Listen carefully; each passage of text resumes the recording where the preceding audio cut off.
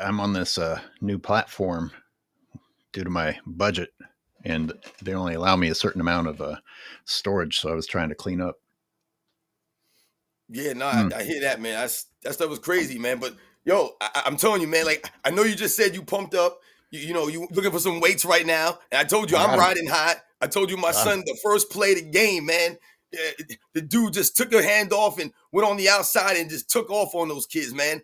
And anytime that I'm watching my son play these sports and I'm coaching, I it's funny. Like I have like no reaction.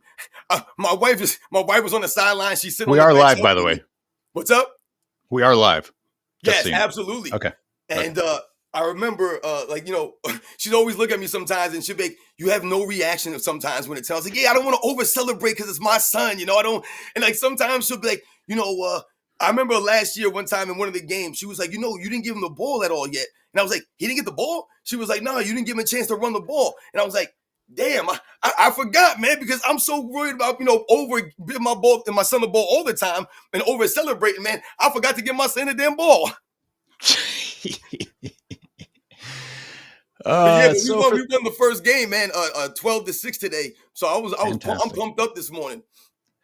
Fantastic. Good morning to our usuals, the people who hop on early, and we thought that we would just go ahead and start early. For those of you who are here for it, you can warm up with us while we chat, and it's actually shit I want to hear about because Sports Fitness Rants has got himself a little speed demon son that scored touchdown in their win today. First game of the season, then? Yes, the first game of the season. Doing better than the G-Men, then? Absolutely, they're way better than G-Men. Oh man. Oh well. Yeah, but like you said, AOH, shout out to everybody that came through early. We started real early, but we wanted to, just come on here and give everybody a chance to filter in, man, on another Sunday live. Shout out to The Catch. I see you in the comments. Chris Garcia, Mountain Skies, my man Dakota LaReed. Once again, thank you for coming through. Speck of Fantasy, The Real Siberius, Liam, Shannon Lewis. I see my man McZuggins always there. Ray Dean, Xavier 88. Radu Marius Garnita, shout out to you. Jimmy James C. Imran, what's up? TG, shout out to you. Old school NBA fan, Shannon Lewis, Daniel Parker, James Brickner, Eves Newman. It's not that serious. Man, everybody up in here. Shout out to you guys. Good morning indeed. We appreciate you guys being here. That's right, man. Let's roll. What time is it? Well, we still got 3 minutes. It's all right. I'll play it. About whatever. That's what I'm saying. We talk about whatever. We can still keep talking about the fact that we won my first game. Like I said, man, 12-6, man. And it was looking shaky in the second half. I didn't know what was going to happen. I told the kids, it's 0-0, guys, coming out in the second half. You know what I'm saying? 0-0. Don't get overhyped. We was winning 12-0. We came out strong the first play. My son scored the touchdown. And all of a sudden, man, the second half, they scored a touchdown. And it was looking tight, man. And the clock was running low, man. And we was on defense. And sometimes these kids, man, it's not easy for them to pull those flags sometimes. But we made the stop. I was going to say, if I had to choose between a father that over-celebrated and one that under-celebrated, I'd have to go with under-celebrated. Maybe that's just because it describes my father's demeanor more, but like people that overdo it, it's kind of like not old school masculine to me. Yeah, well, it's always funny because I always over celebrate, all the other kids more than I ever would celebrate my own son out there. Like I said, we are competitive. I'm a competitor, but I never want to cross the line when I'm trying to live through my son, because there's a very fine line there where you're trying to live through your child. So we have to understand that as parents, we want our children to do good, especially if we see something in them. But we don't want to be that person. Like I said, I could give the ball to my son every play if I wanted to, But do I want to be that guy? That's not what it's about. What am I teaching my son, right? So, you don't want to be that dude, that parent to over-celebrate his son. But when we get in the car and we on our way home, I over-celebrate my son, man. And I tell him, man, you was out there cooking, man. I'm proud of you, man. You was doing your thing out there. And he gets it? Yeah, absolutely. He knows, man. He knows the deal. It's not like you don't praise him. You just don't go off in public. Right, yeah, he knows. Like I said, when we get in the car, man, he knows. So What I am wondering, you compose yourself with your son, but how many parents and arrests did you yell at? Well, you know what's funny?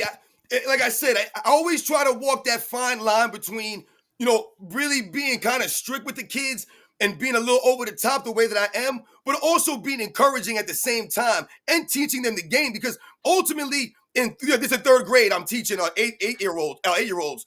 Ultimately, what we're trying to do right now is teach them how to play these games. So I'm teaching them football and how to become better athletes in the sports.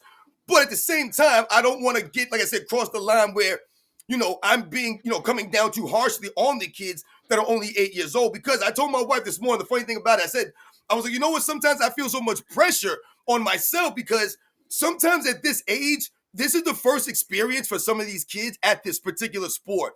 So I don't want to scare them away, so to speak, from the sport. If I give them a bad experience, that's kind of the responsibility that we have as parents, as adults, when we choose to volunteer. Remember, I'm a volunteer for this to coach Mm-hmm. these teams. So Mm-hmm. that's really what it's about. You know what I'm saying? Mm-hmm. You don't. Well, no, I'm not even going to ask it. That was almost a dumb question. Now, does your son embody the Barry Sanders demeanor of acting like he's been here before? Like you don't celebrate.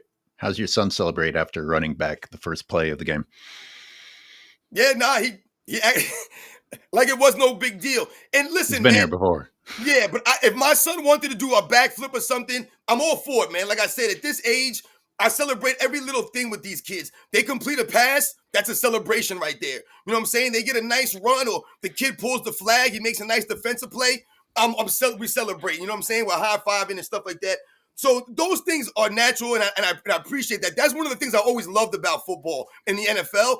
I remember when they were coming down on the celebrations. I was never for that. I always appreciate the celebrations because to me, it's not easy to score a touchdown in the NFL. And when you think about what that means, it's a big deal, man. And that's part of the game, I always thought. I always thought celebrating was part of the game. Now, if you didn't feel like celebrating, like you mentioned Barry Sanders is class personified, man. But just because he didn't celebrate doesn't make him better than players that did celebrate.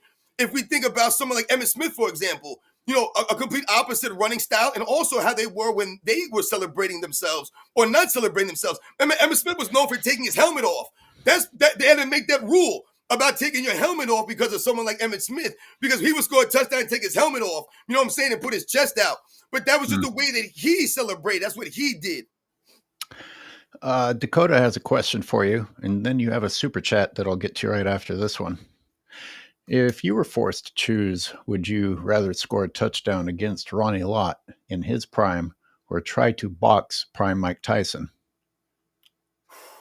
Man, yo, shout out to my man Dakota for coming through. Always. That's a great question. I'll But I pass on think both. either one of those situations, No, thank you. I'm about to say, I think either one of those situations, you're in trouble. I remember one time putting out a poll, who would you rather stop, Jerome Bettis or Christian Okoye? And I was like, either one of these situations is not good for you. And I think I have to go with going against Ronnie Lott because at least I got pads on. Mike Tyson, man, come on, man. Mm-mm. Mm-mm. Yeah. And it's a sad thing what Mike Tyson's doing at this stage in his career because it's kind of blurring your memory of just how frightening he was. I mean, he was frightening. For real, man. And that was from back in the day where you can light dudes up. So it's not that serious with the first super chat of the day. Salute to my favorite duo. Congrats to your team, SNFR, for winning this morning.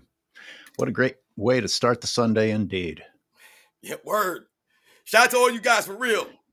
And speaking of starting the Sunday, I think it's time to officially kick it off, and I'm going to continue to blame sports and fitness rants for this nostalgic 80s, 90s shit. And this one is from him doing Crockett's. The music is because of the Miami Vice.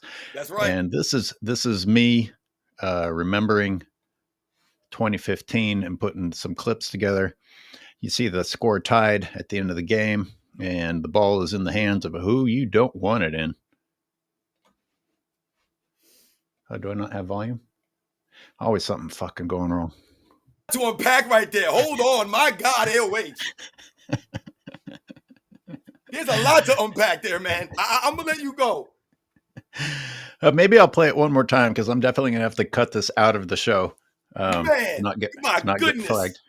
But isn't it interesting how many times you can find lyrics that seem like they're talking about LeBron James? I just want to say one thing, Airways, before you run it back. One thing. At the end there, when LeBron James flops himself into the stands, I mean, he just throws himself, launches himself into the cameraman. I want everybody to understand LeBron James still has a scar on the back of his head from that moment. All right. So LeBron James has a flopping scar on the back of his head that will forever be there because this man threw himself 20 feet into the stands.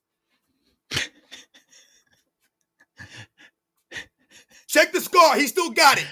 Wait a minute. So you're telling me that there was actually an injury this time and there might have actually been blood under that towel? Because usually these days he's like dabbing at his face and there's absolutely nothing there. This man threw himself into a plethora of cameramen. He threw himself into them. Yes, he did. Then looked stunned to be hurt.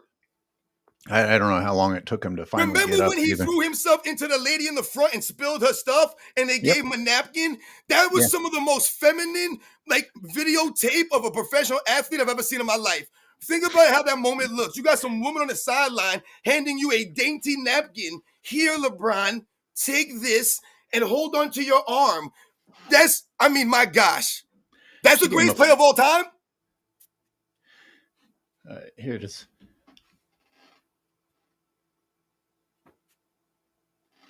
Come on, man. Light contact with the wrist made him go about 5 yards and hit people in the stands. All right, we'll play it back. But the lyrics.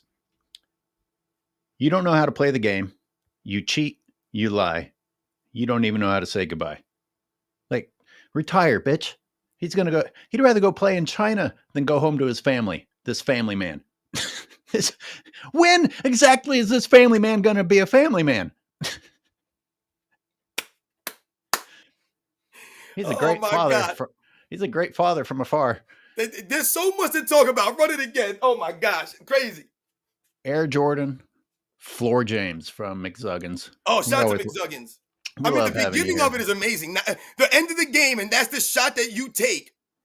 Twice. I don't know if you saw. So it's hard to fit these things into a music video, but someone else from the Cavs ties it up again despite LeBron's miss. Then they tie it up again. LeBron misses again. Wrong person with the ball in his hands at the end of games. Anyway, here we go. This is why you got to tune in live, people. This will all be edited out.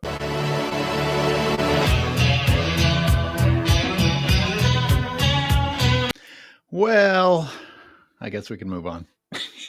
Kind of. Threw himself. You saw the cameraman's face? Even the cameraman was confused. He was like, how did you end up over here? What? They were so confused. It's the complete opposite of the look on the faces of the people when Michael Jordan played. You mean back when men actually tried to stay on their feet to show that they were tough instead of falling at the first opportunity that there was? Insane. I want to start off by talking about the initial clip at 96-96. I need everyone to understand something. When we talk about LeBron James and we talk about the lack of a go-to move, we talk about a lack of a quote-unquote signature move. Why are we talking about these things? Why are we highlighting it? We're highlighting it for this moment right here. In this moment of your career, you're LeBron James. You're a superstar. You are one of the all-time greats. In this moment, you go to your go-to move. You go to your signature move. You go to the move that you know you can get money with. And what does LeBron James do? A fadeaway three-pointer falling out of bounds. Have you lost your mind? This is the thing I'm talking to people about. This is a terrible shot selection. So not only do you not have a go-to move in these moments, but where is your high IQ in the moments? This is what we also highlight. So I turned the sound off so we can now analyze this. And I actually asked my members what play they'd like us to break down today from all the games I've been posting. And they said, actually, the I got the most votes. Just pick some shit from this music video.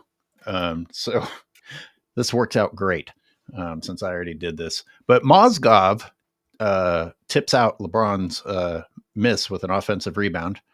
Someone else from the Cavs manages to score. And the next moment we have in my video after LeBron blows that game winner is the score tied again and another. Jesus Christ. How badly did he miss that? And what is that? Like, did he try to elbow him in the groin? Yeah, we need to, this is probably one worth slowly breaking down. That's a blood shot. I don't care where it hit Iguodala. Well, I do a little bit, but I mean, you get. Listen, hey, wait, as a man, you care. Yeah, I do. But as far as it being a foul, it shouldn't matter where it landed. It's like Absolutely. he swung his elbow at a defender that was trying to go to the side. And by the way, if people don't know, that was called on Iguodala. That was called on Iguodala. I'll show it again. See, man, like,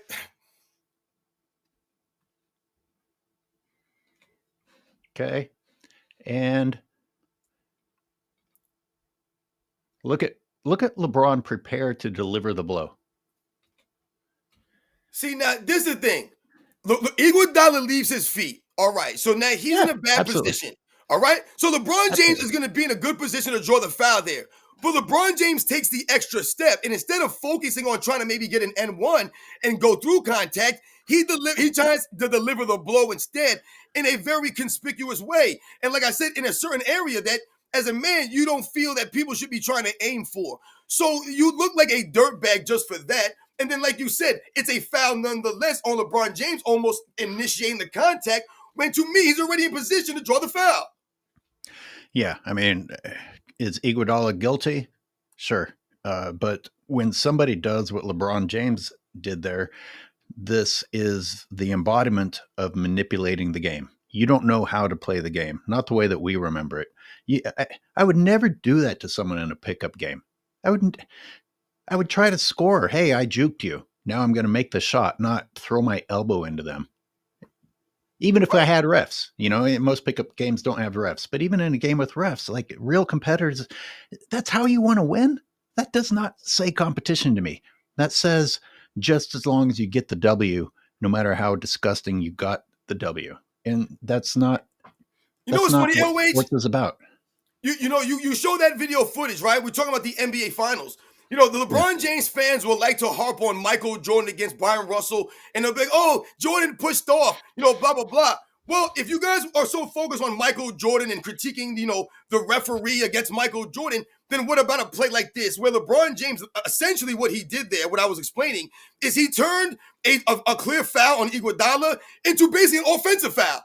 Because, like I said, he turned a situation where Iguodala was at the disadvantage, where all LeBron James basically has to go for a regular shot and just try to make the shot. But instead, he goes like this, like you said, with the elbow, and turned it basically into an offensive foul. Shall we proceed with more of it? Or is that enough? Is that enough breaking down this? No. You pulled on LeBron James with his head down right there. Yeah. Which because go ahead.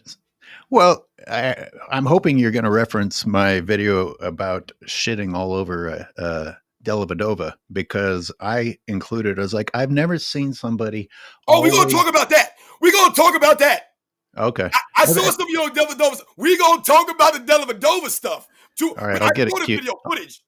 I'll get it queued up for later. But the one piece from that I threw in, the free throw line doing anything. He always looks defeated. He always needs encouragement from his teammates. He always needs to be picked up by others. Oh.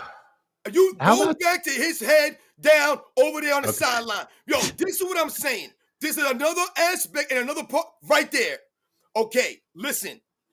I remember when Michael Jordan and Chicago Bulls, 1989, they were getting ready to lose to the Cleveland Cavaliers. Craig Elo had just made a layup on the baseline to put the Cleveland Cavaliers up by 1 point with 2-3 seconds to go in the game.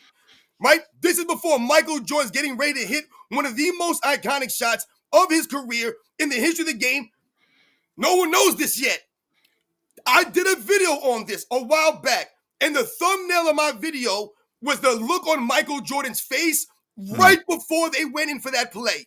The moment that he was sitting on the bench, and the look on his face was as if it was stoic. There was nothing wrong. He did not look defeated. He did not look worried. He did not look nervous. None of this stuff. He looked like he was just there in the moment, and the moment was not bigger than the moments that he was worried about.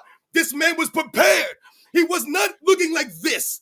He was not looking down. He was not looking worried, nervous, all of these things. So when we talk about these plays, and this is 1989 Michael Jordan. This isn't 91 or 92, 3, and 4, 97 Jordan. This is 1989 Michael Jordan. So we have to understand what people are talking about when we're talking about raising the level of your teammates, because they look at you in the moments. Think about LeBron James looking at Tyronn Lue in 2018 and asking him if we had a timeout left. Are you freaking kidding me? You don't know if there's a timeout left? Dude, you should have been knew that. You're the smartest basketball player in the history of the game. Yeah, I say this a lot on here. I don't mind admitting that I was the dirty work guy on the team. I don't mind cleaning up the boards, doing the putback shots, setting the screens. But there's a difference between that guy who does help you win and Jordan, who craves that moment. Like you're right. He had the face because he wasn't worried about it. He wasn't afraid of it. That's not describing LeBron James. That by itself makes the two incomparable. Yo, AOH, I just did a video and I talked about how someone sent me something of another channel making fun of Michael Jordan, saying that he couldn't shoot because he went to the three-point contest in 1990 and only hit a couple of shots. And I laughed and I said, all you're doing is highlighting the greatness of Michael Jordan. Because like we just mentioned, in these moments, Michael Jordan is not concerned. He's not worried about it. Why? Because he's not afraid of failure. He's not afraid to go out there and miss. It doesn't matter. So in 89, he's not worried about missing the shot. It doesn't matter if he misses it. He's not afraid to miss the shot. So he's not worried about taking the shot. Look at LeBron James. The man don't even got enough inside of his chest to go on a slam dunk contest floor. But you're trying to tell me he's the most clutch player in NBA's history? He's cold like Michael Jordan or some of these other guys?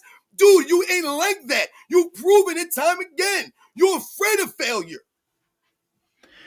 Somebody in the chats mentioned that even with notifications clicked on, they're not being notified. We're going to get to the shadiness of YouTube pretty soon. I'm facing a... They don't want to hear the truth. No. Nope. Yeah, way to watch it, LeBron. Don't. He'll chase down and block from behind if someone else is the primary defender, but he won't attempt a front-on block. I see, right? A moment like these are the moments that you are highlighting the defensive liability of LeBron James on the defensive end. I mean, look at the face, man. My God. Is he blaming someone here? Is he like yelling at his teammates that Iguodala went by him? Look at the body language. My goodness, man. Take off your short suit, man. Put down the damn purse and play some defense. See, you know what's funny? LeBron James fans will say something like this. They'll say, oh, Andre Iguodala won a finals MVP holding LeBron James to XYZ, right? And they'll read off his impressive numbers, his quote-unquote impressive numbers in the finals. And I laugh at that. That's not why Andre Iguodala won the finals MVP, because he held LeBron James to a certain stat line. What he did was he forced LeBron James, like AOH highlighted at the beginning of the video, he forced LeBron James into these weird shots. And look what he did against LeBron James on his offense. LeBron James allowed Andre Iguodala, who averaged 8 points per game in a regular season that year, to average 16 points per game in an NBA Finals. That's insane. The man doubled his points per game. Where was LeBron James' defense? Thank you. Thank you for adding that. Mr. Shanny. Go ahead and read that, Robin. Hell yeah. Shout out to Mr. Shanny coming through always. Mediocre James does have the highest IQ of all time. IQ equals immature quitter. Bang. Immature quitter. I like it. Absolutely. Shout to Mr. Shanny. How about the whole just telling the world I'm the best player in the world, like even back in 2015. Like even if you were, just shut the fuck up. Yep.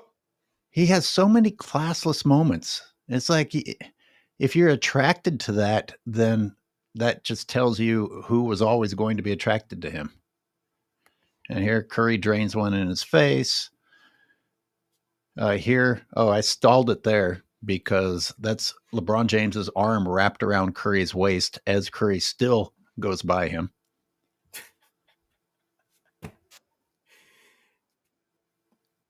Hey, LeBron, good D there, bro. I want everybody to remember that's the guy that they're arguing was robbed for Defensive Player of the Year just a couple of seasons earlier.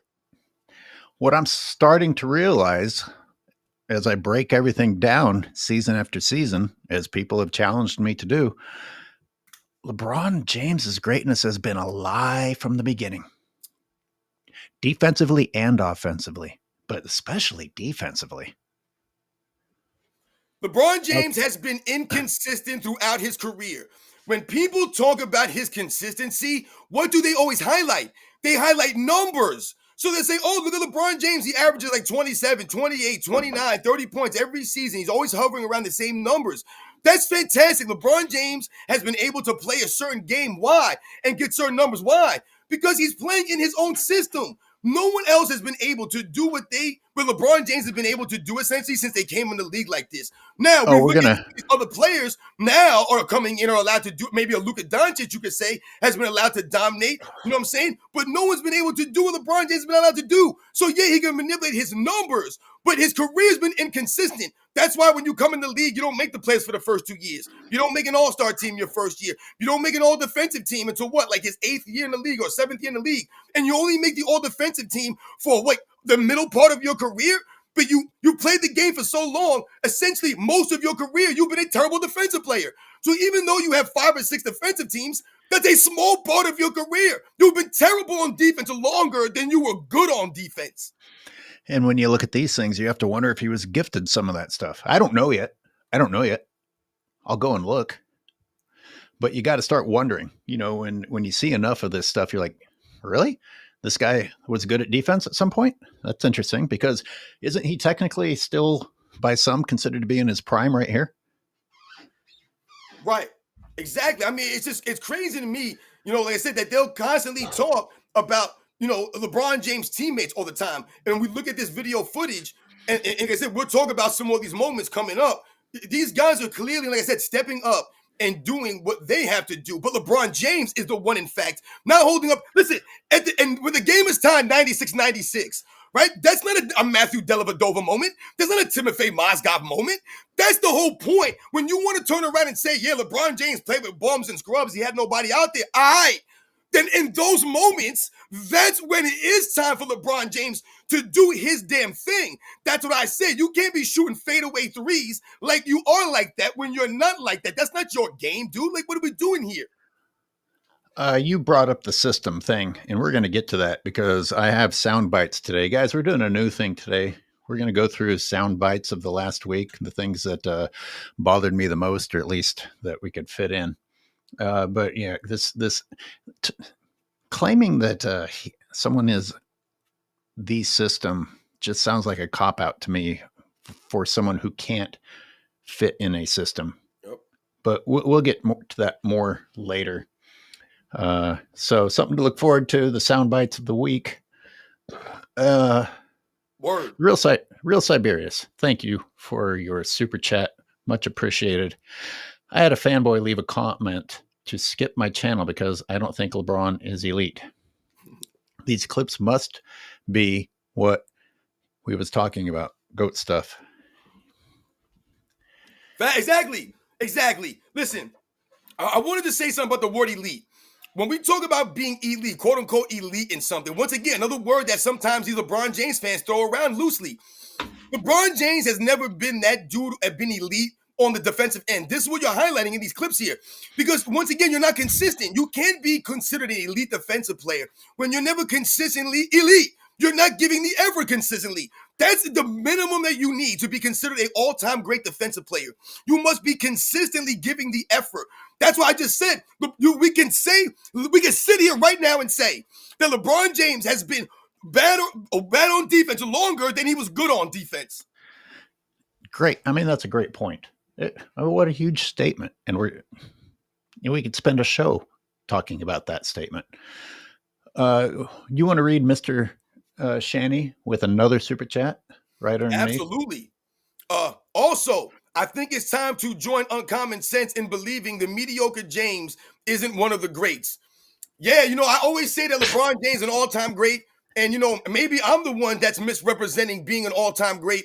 Like I told you guys, to me, he's not worthy to be mentioned with the all-time greats, but I've never tried to deny that LeBron James, is great at basketball.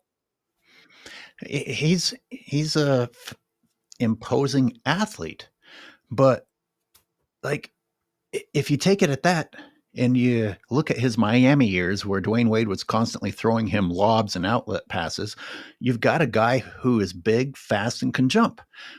How does that separate him from millions of athletes?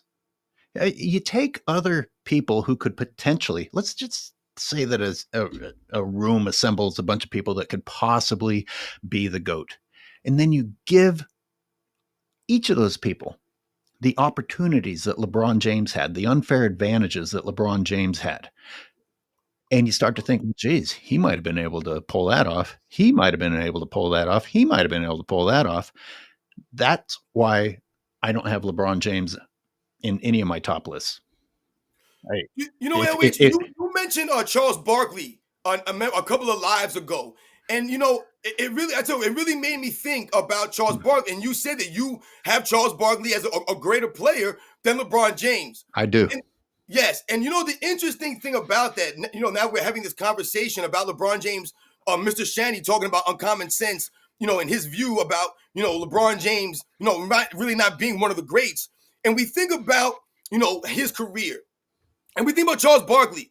Let's play a little scenario here. And we think about Charles Barkley not winning a championship, right? So let's say that Charles Barkley was, in fact, LeBron James. And we had Charles Barkley make that move to Miami, right? This is Charles Barkley doing this.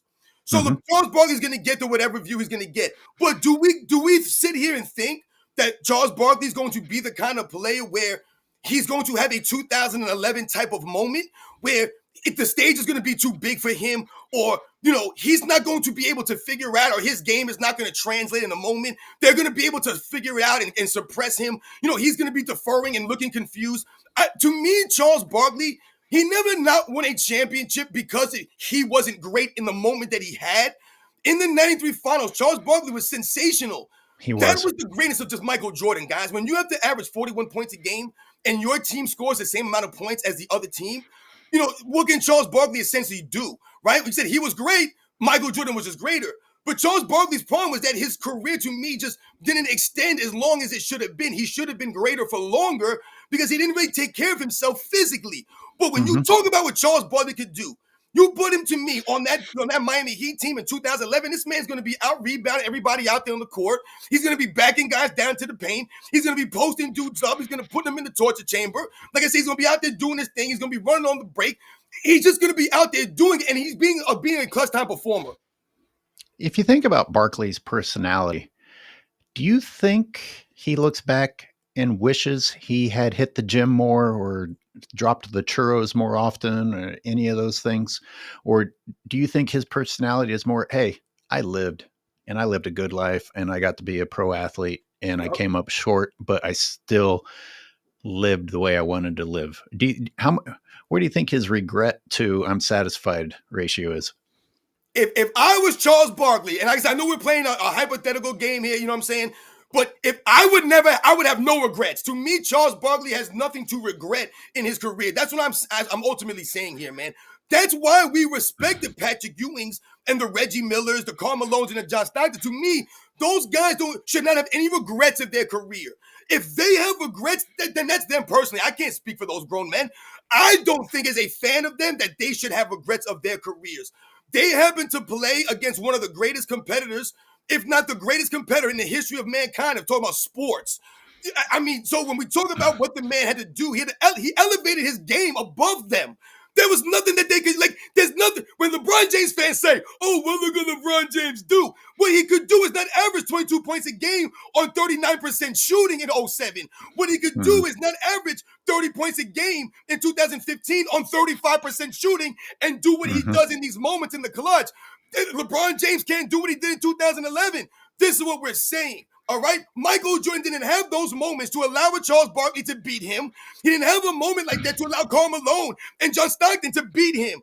Gary Payton or Sean Kemp, he didn't have a moment in any one of those finals where you could say, yeah, man, Karl Malone, he choked it up and jacked it up. Yeah, Karl Malone may have missed some free throws. They may have missed some shots.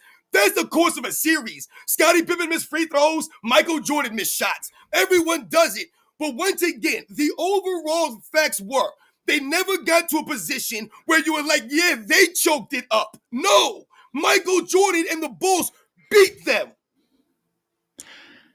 Charles Barkley strikes me as someone who isn't insecure. He can laugh at himself, and he's got that soundbite that was used by Uncut Hoops to counter all these guys that say, oh, I could have been this and I could have been that. And Barkley, why am I not considered in the GOAT conversation? And Barkley says, hey, I know why I'm not. I had a great career, but I didn't make it to that table. I'm not at that table. That's all there is to it. That's how it is. That's how it goes. Not every. Why do people think that everyone has the right to be at that table? There's a reason that you have a small table so that it can be an elite table. And there I use the word elite, but you know, let's do some super chats here before we fall too far behind. We have Roland Curtis. Please do me the honor. Absolutely. Shout out to Roland Curtis for coming through with the super, man. Yo, like I said, you guys are truly humble. I see all you guys out there, man. The usual. It's really important. It's like that movie, The Usual Suspects. I appreciate it. Yeah, for real. I appreciate it. I should say it more often, but thank you. I mean, shit's getting real dark on YouTube. And you guys are showing us the light. So once again, shout out to Roland Curtis. Ain't no coach's job safe around you. If a teammate outshines you or rebounds you, knife to the back, boy, you about to be traded. You don't believe me? Ask Anthony Davis. Once again, shout out to Roland Curtis coming through with the lyrics of El Explicit. And once again, bubble in a cup. Good lyrics. Very good lyrics. And right under that, it's not that serious. Comes back. Very generous. Oh, very generous. Word. AOH and SNFR. How did you meet on YouTube? When did you two decide to collaborate? I got to give Dart credit for that. And I saw Robin and I was like, his energy level will be a nice counter to me, because I know I'll get mad in some of my videos and start going off and cussing. But on these shows, I like to pretend to be moderator a little bit, or whatever you want to call me. So yeah, Robin, I think Robin's a good match for me. So I reached out to him and he said, fuck yeah. Yo, shout out to It's Not That Serious for donating to the channel, to the live. Like I said, you guys are always supporting and asking a question like that, because like I said, that's a personal question, and I love that kind of stuff, man. Because, you know, I've said many times on these lives, you know, this is why I call him the Czar of Video Footage, man. I was a fan of AOH, man, before he even knew who I was. I was watching his videos before I was even on YouTube as a content creator, so to speak. Like I said, I remember doing. You were one of the 5? Say what? You were one of the 5 people? I've been watching your stuff since I started watching YouTube videos, which was in 2020, around the COVID time. That's when I started watching YouTube. I never even really was on YouTube at all before that. And I gravitated to a couple of channels, and I always talked about the channels that I gravitated to, and you were one of the channels. So for us meeting, or us, collaborating now, to me, like I said, the honor's mine, because I'm over here with my man AOH. So, like I said, I was subscribed to his channel when I first came on. Like I said, before he even knew who we were, and we met through the other platform of our man Dart.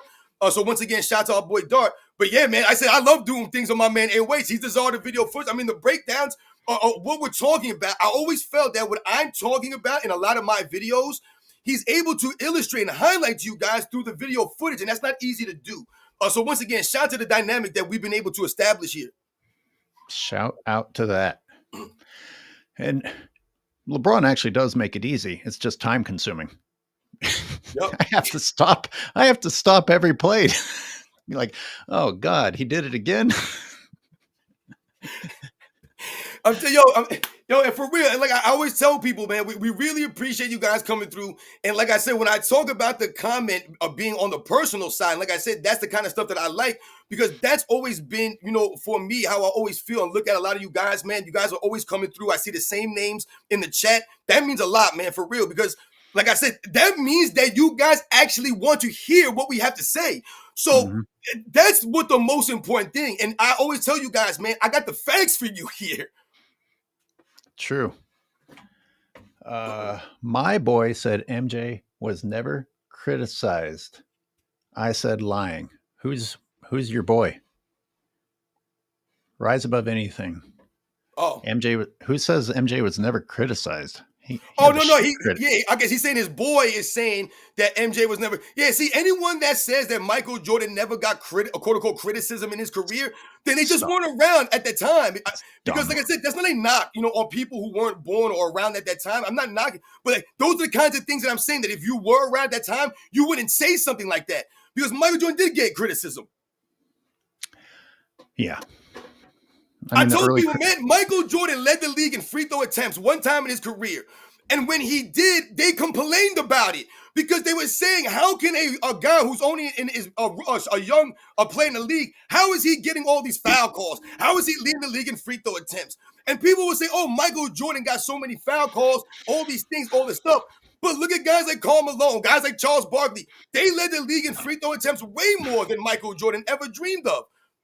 I'll tell you how. When Reggie Miller calls him the black cat, I think about cat-like reflexes. Michael Jordan was fast as shit. Yep. You had to foul to catch up to him, or you were left in an awkward situation. It's just one of the many things about Jordan that doesn't get mentioned that often, because there's so many other great things.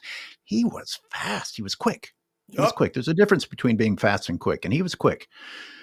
What's funny, AOH, and you brought up a great point right here when you talk about the fouls and how plays had the guard against him, and also how the game was played. The game was played that way. You were allowed to be physical, right? The game, you had enforcers. There were guys that were trying to make a point out there. You weren't going to showboat on them necessarily, right? You weren't going to go Air Jordan on them. You weren't going to reverse dunk on them and do all these tomahawks and all this crazy stuff on them. They weren't going to get put on a poster, so to speak. So sometimes you'll hear people say, oh, these guys weren't great defensive players or good defensive players. They just fouled you. Listen, if you play sports, this is what lets me know you didn't play sports. When you play a sport, something happens. You start to react to things. I'll give you an example of what I'm talking about. If you're playing a sport, right? And I've seen this happen before with children, let's say. Someone throws a baseball at them. They misjudge it, and the ball hits them in the face, let's say. Maybe hits them in the chest, hits them in their body. It hurts them. All of a sudden now, they're thinking about it when they're going to catch the ball. It's in their mind now. So let's now think about basketball. You're playing basketball. You're playing on the street. You're playing wherever. And all of a sudden, you go to make a layup, and a guy comes and hits you pretty damn hard. You might hit the rail, the pole that's holding up the basket. You guys have been there. You go to hit a layup, and that pole is right there, man. And all of a sudden, you get hit into one of those things. You get clobbered, whatever the case may be. Now, all of a sudden, you are going to think about this guy the next time you're going down the lane. Whether it was a dirty play or not, you're going to be worried about this guy hitting you again. You're going to react to these kinds of things. This is a mindset. This is what happened back in them days. That's why we say, when you saw guys going in there, Dominique Wilkins dunking on dudes, right? You saw these guys, Sean Kemp, they were willing to take that hit. They were willing to deal with that. Is anyone out there going to pretend like they haven't suffered a mental fuckery and missed a layup because something else fucked with their head just a little bit?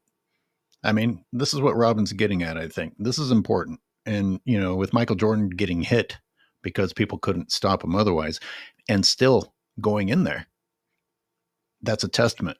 in and You of know what's itself. funny, AOH? I tell you, man, we always try to educate the damn people out here, man. We try to keep respect. You know, think about what we're talking about right now, AOH. Think about someone like Jeff Teague, for example, who's a professional basketball player, right? This man played in the league, and he's telling you that Kobe Bryant only made defensive teams because of a reputation. I want everyone to think about what that means. Think about what he just said right there, and think about what we're talking about right now. What AOH and me and what you're saying right now about what you have to think about on the court. So, if you develop a quote unquote reputation of a guy who's gonna collide with somebody when it comes down the lane, you're looking for this dude. That's what a reputation does. You see what a reputation does, guys? If you develop a quote unquote reputation of a shot blocker, i.e., Hakeem Olajuwon, Dikembe Mutombo, Patrick Ewing, Alonzo Mourning, you develop a reputation of a guy who's going to challenge your shots. Larry Nance, right? Kevin McHale, some of these guys, all of a sudden now, when you come down the lane, you're looking for these guys. You're looking for Olajuwon. You're looking for Ewing. You have to know where they are, and you have to be willing to go in there and dunk it on them. Mm-hmm. By the way, I don't know if we'll have time to get to this, but I was watching Karl Malone in 2004. Karl Malone was fucking killing it in 2004. And he was 40, 41. I mean, he was really good in 2004 when he teamed up with the Lakers. I want to read the real Siberius, who continues to bless us with his generosity. I'll concede that LeBron is an all-time great. If someone can name another all-time great that flops, team hops, leads the league in playoff losses, finals losses, misses, and turnovers, I'll wait. And this is where the lowering of standards becomes a big problem, because this is, I think, going to start to happen. You're putting people in all-time great categories that probably shouldn't be in there to try and prop up today. Like, because more and more people following LeBron James's lead are acting like LeBron and getting away with it because you're not allowed to criticize them. It's our fault. Remember, it's our fault, Robin, Yep. that we the fans are seeing what's happening. Yep. Exactly. It's our fault. Close your eyes, everyone. God forbid we hold the standard. Think about the things that we hear. I just heard this guy, Dal Morey, a couple of weeks ago, double down on his comments that somehow James Harden is a greater scorer than Michael Jordan. And I mean, it's just laughable. Like, how are you educating the people out here if that's the kind of nonsense you're putting out? There's no way you can make an argument for James Harden being a great scorer than Michael Jordan. I mean, if anyone watches the game and knows the game, then you can clearly tell that James Harden needs to dribble the ball 15,000 times just to get off a travel. And every time he's dribbling, he's carrying the ball. Michael Jordan can kill you in the triple threat position. All right, James Harden can't do things like that, like Michael Jordan can the triple threat, man. And he can't cook like Michael Jordan can the post, man. And these people are nonsense. I mean, my God. Another super chat. Great day of supers. Thank you, Eyal Sabag. I watched the European Basketball Championship, and one thing stood out. All the players were whining and flopping. I guess it is the LeBron era. Good to see you. Oh, well, that's disappointing to hear. But by the way, I saw a commercial that featured thin Luka. He does look thin. I don't know. It was like a fucking food delivery commercial or something with different athletes in it. And he looks different. You know what's funny about that? And shout out to Luka Doncic, man. You know, good for him that he's out there, you know, doing his thing. The funny thing about a lot of the stuff, you know, that we talk about with these guys, like, they get celebrated for stuff that they should have been doing that we shouldn't really necessarily be celebrating them for. You know, we can appreciate about them, but we shouldn't be celebrating it about that. Like, we should be appreciating Luka Doncic's, you know, ability to stay in shape and to not be fluctuating weight like this at such a young age. I mean, these guys, see, you're supposed to be in the prime of your life right now. This is the prime of your life. This is the best you're supposed to be, the best you're supposed to be as far as your athleticism, right? And your fitness-wise, all these kinds of things. This is where you're supposed to be on top of all this stuff. You're getting paid all this money to essentially keep yourself in a certain kind of shape, are you not? But these guys don't really necessarily think about these things. So we celebrate someone like Zion Williamson for losing weight. It's laughable now that we're celebrating these things. When we talked about someone like Charles Barkley, he was getting knocked for not losing weight and for not being in shape and all these kinds of things. They weren't going to celebrate him for losing weight. They would have been like, oh, good, you're supposed to. This is what you're supposed to be doing, dude. Rise Above Anything says MJ was criticized heavily, I said, for his gambling. And even before the gambling, he was criticized because, I mean, they were looking for ways to knock this guy down because he was indeed like doing things that were making people scratch their heads. Like they wrote a book. The guy wrote a book, The Jordan Rules. And in the book, The Jordan Rules, he was literally talking about private things that were supposedly happening between the Bulls players. Inside the locker room type stuff. That was supposed to cause a rift between the Chicago Bulls, right? They were talking about Horace Grant was talking to the guy, the writer, I can't remember the guy's name. They were saying that he was giving Smith. this guy information behind the scenes. You know, whether it's true or not is irrelevant. The fact is they still wrote a book. You show me a guy that wrote a book during LeBron James' early years of his career, calling him out, saying that they were trying to say he wasn't a good teammate. He's not a great teammate. They're trying to say that, you know, he didn't want them to give the ball to Bill Cartwright and all of this stuff. And he's hounding guys in practice. All of these things. Michael Jordan's been dealing with stuff since the minute he came in the league. They didn't pick the man up at the airport. Remember they tried to ice him out in the All-Star game? These guys were against him from the All-Star game. Oh, how is Michael Jordan coming in here with the shoe deals? This man's the All-Star. He's taking over the league. I tell people all the time, he wasn't the greatest player the minute he stepped in the league, but he was the most popular player the minute he came in the league. He was Air Jordan when he came in the league, and he took it over. That's what he did. The man just took it over. Physically, he was mind-blowing. So people switched to saying, yeah, but you can't win like that. That's a criticism. And that was one of the earliest things. Exactly. I mean, he was never supposed to win without a big... I remember, and I forgot to post this. There was news articles. These are the newspapers in Chicago.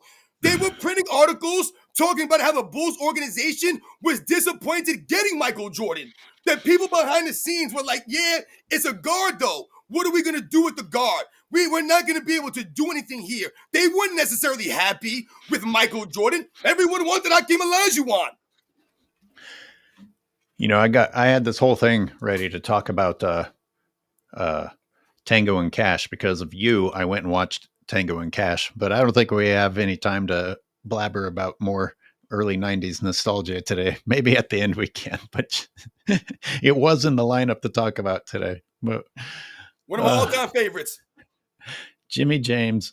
I can't think of one LeBron dunk going at a big man. Well, it has to have happened. 23 years, it has to have happened at least once, but indeed. He had that dunk over Tim Duncan, but let me give you guys an example of what we just mentioned. Like, he has that nice dunk over Tim Duncan in the 07 finals, right? Where he dunks over Tim Duncan and Tim Duncan stands with his arms straight up in the air. That's one of his best dunks over an all-time great defensive player. But the thing we talk about reputation, Tim Duncan. You're not going to take a hit against Tim Duncan. You can dunk on Tim Duncan, but you're not right going against fear that you're going to take a hit.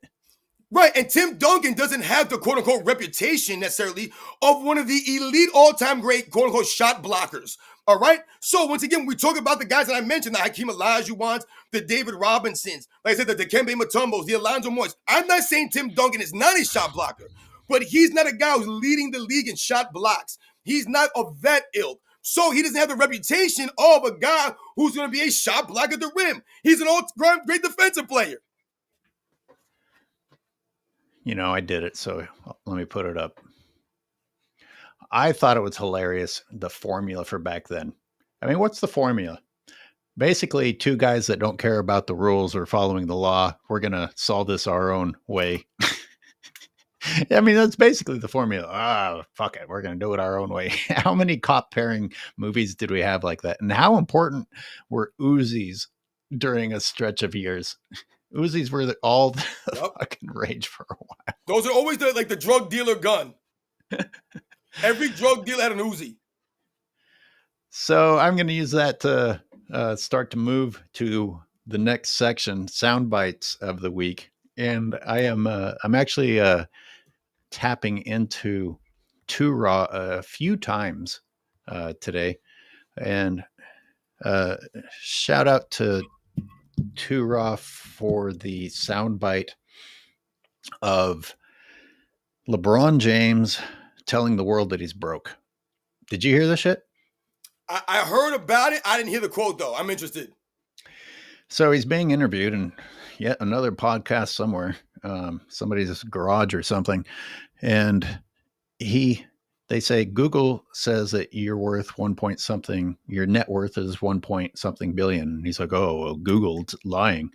I only have a couple of $1,000s in my bank account. It's like, do you know what net worth means? Like your money's being hidden in other places, no matter what his bank account says, which I don't believe only has a few $1,000s in it. But that's not what's in your bank account isn't what your net worth is, LeBron James. But here, things went further. And Turo didn't mention this part, so I feel free. I want to add on to it.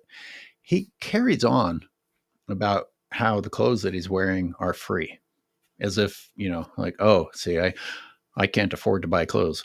No, what you're telling us is that you don't have a basic expense that most people have. He just goes on and on and on about everything that he gets for free. That should make you wealthier. You don't have to spend any of your earnings. How does this make you more poor? If I'm wearing the shirt from my brother from 10 years before me, that's an indicator of someone wearing free shit and they're poor. You being gifted things from merchandising agencies is not an indicator of you being poor, you moron. AOH, I don't know where to begin with this.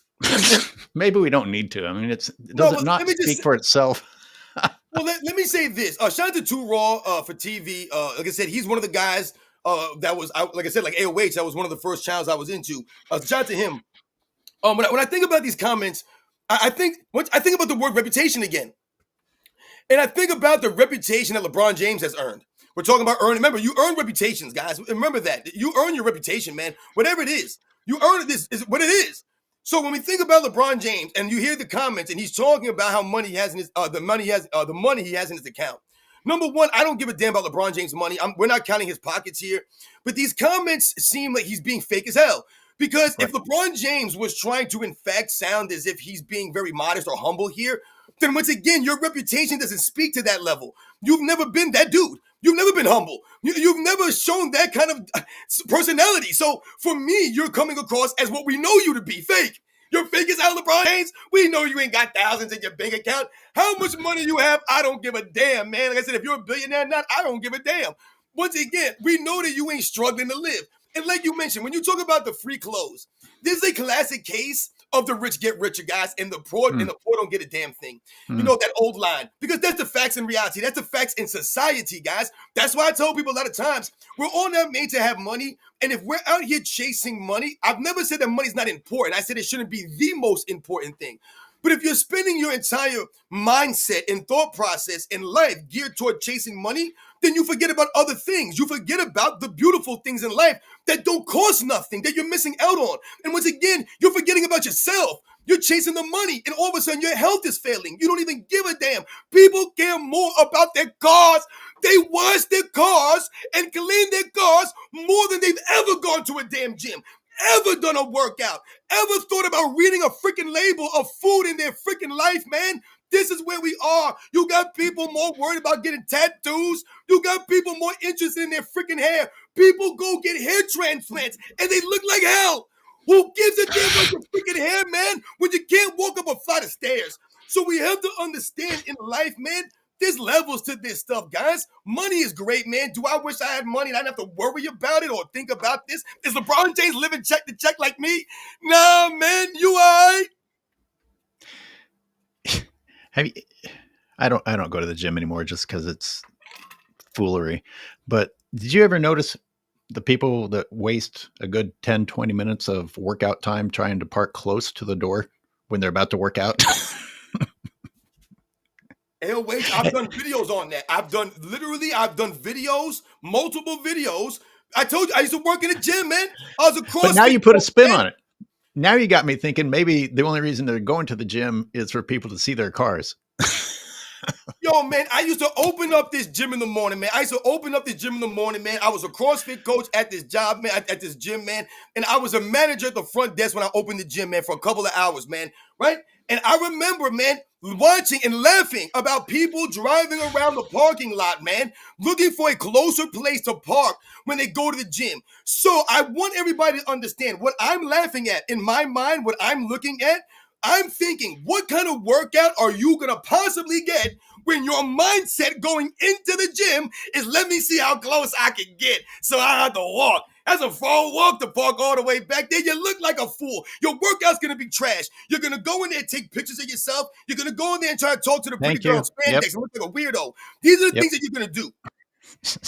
They're going to sit out, use up a bench, queuing up the next song for the fucking 10 minutes before they actually crank out a set.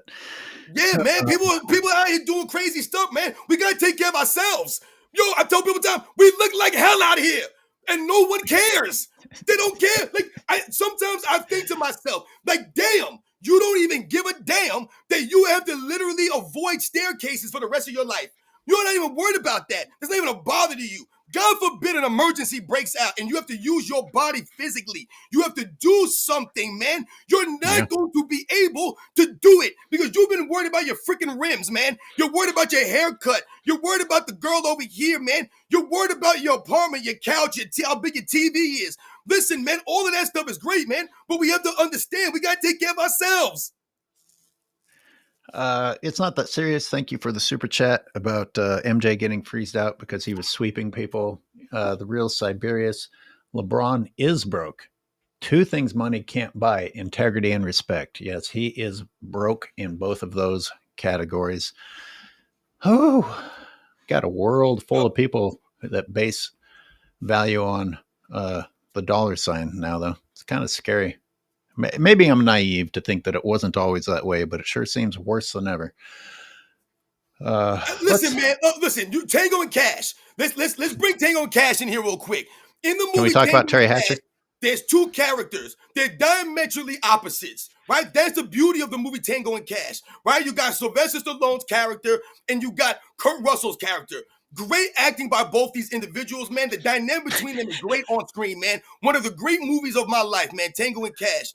What do we notice about Sylvester Stallone's character in this movie? He's privileged, right? He got all this kinds of money. He doesn't even need to do this job. He doesn't need to do it. This man's invested in stuff. He's taking care of his sister, who's not really on her feet, right? He's paying her bills. He's doing all kinds. He's the man. He's wearing a vest. He's wearing suits and ties. And then you see Kurt Russell, and you see his character. He's eating old pizza that was from the previous day. He's living in a different kind of apartment. He's living in a different kind of neighborhood. This is what he's wearing to work, right? He's wearing T-shirts and jeans, right? But at the end of the day, in the movie, what happens? They both end up in the same damn place, in the same damn place, man, in the same damn position. It didn't matter one bit that Sylvester Stallone had a fancy lawyer and Kurt Russell had to use one of the, the PBA or his union lawyer to defend him. It didn't matter none of that stuff, man. All the money and none of that stuff mattered, man. They were both there together, butt naked, walking into the showers together. You guys remember that scene, man? Come on, man. Leo Zakari with a funny message here. Are we ready? When I see great acting, you guys know I'm joking around. I'm being facetious. I'm not sure if you are. I don't know if you are. I'm talking about the action of it. You know what I'm saying? The action stars, right? The action. Tango and Cash. Does LeBron know what net worth means? And now the soundbite segment. What time is it? Wow. Okay. Well, an hour in, we should probably get to it. Are we ready? Let's do it.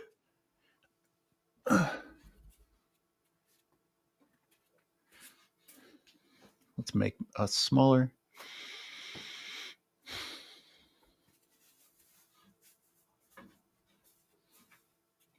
Gonna need some sound for this. And take that chat off the screen. And here we go. Iguodala gets inside, blocked by Mosgov! Blocked by Mosgov!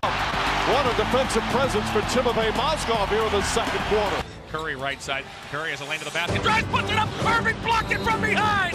Kyrie Irving blocked it from behind. And we'll go to overtime. It's interesting to me, Robin. It's almost like these plays never took place because there's only one block that I ever hear about in NBA history. Yep. And not only that, those were LeBron James's teammates. Yep. In close games making those blocks. AOH, see, those are the moments that LeBron James fans, they should be celebrating those moments. They should be celebrating Timofey Mosgov. They should be celebrating Matthew Dellavedova. They should be celebrating Kyrie Irving. They should be celebrating a lot of these guys, Kevin Love, Richard Jefferson, J.R. Smith, Iman Shumpert.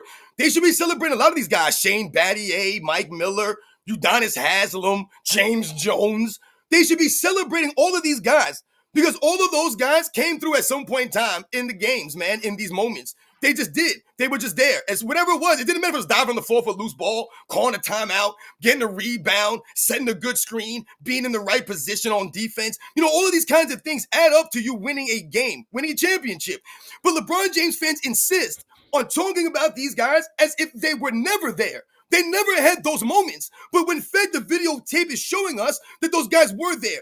But on the flip side, what do? They want to celebrate Scottie Pippen and his moments. They want to celebrate Dennis Rodman and Tony Kukoc and Phil Jackson and all these other guys. B.J. Armstrong and John Paxson saved Michael Jordan and Steve Kerr saved Michael Jordan. They want to celebrate their moments, but you don't want to celebrate these moments. I just saw something here. I was going to point out how, Mosgov's block was partially made possible by a primary defender being on the shooter, such as J.R. Smith was going up against Iguodala when LeBron had his block. And I see LeBron as the defender. And does LeBron not hit Iguodala? I see Iguodala kind of like fly backward there. Yeah. I'm not saying I'd call it a foul. I'm just saying maybe if it was LeBron, they would have.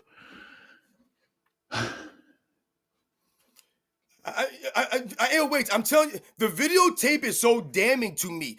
I don't know if you're going to show the Matthew Dellavedova stuff. We'll get to it. Okay. All right. So I'm not even going to speak on it. We could skip to it now, or we can try and get through these sound bites. No, play the sound bites. My bad, AOH. My fault. No, it's not at all. You don't know what I've got planned. I barely do. I get fucking Kenyon Martin, dude. I don't know what's up with Kenyon Martin sometimes. Here it comes. Here it comes, everybody. I'm smarter than y'all. On that, I don't have to work as hard. It's that simple for him, right? I'm not finna go out there and try to guard the best guy all the time. I'm gonna be in help mode. I'm gonna be talking. I'm gonna point. I'm gonna orchestrate. A lot of that is that. It was the Tom Brady thing, right? There was no defense that you could have threw at Tom Brady that he ain't seen yet. Brian ain't doing nothing but guarding the ass person on each team. Not the four-man guarding the ass person on each team. I'm sorry.